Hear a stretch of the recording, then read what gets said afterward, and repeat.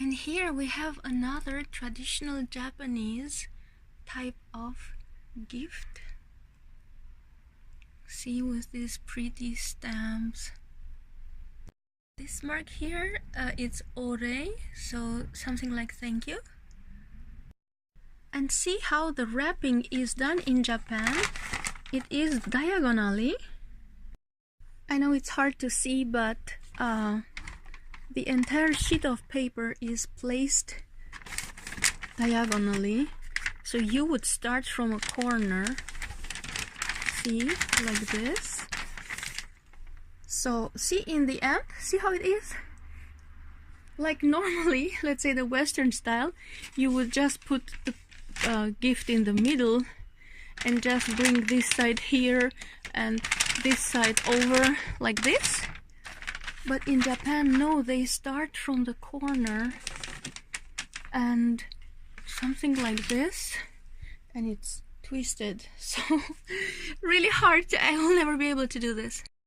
And then inside this really solid box, sealed here. Ouch. Yes. So, will we finally get to see what's inside? Wow, look how beautiful. So this is something really precious. Wish I could read all this stuff. Ja, ja. So this is here inside. Wow. 3 types of seaweed. And you could actually take this as snacks with you. I suppose they have different flavor, so I have to research what they are exactly.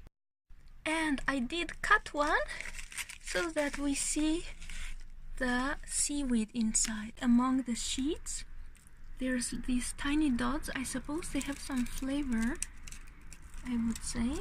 And see, the sheets are so thin. I'm eating one. Wow. Delicious. It's like the ocean. I'm eating the ocean. And it bristles, it breaks so softly. And you know, it's so, I don't know, it's like a protein gel something.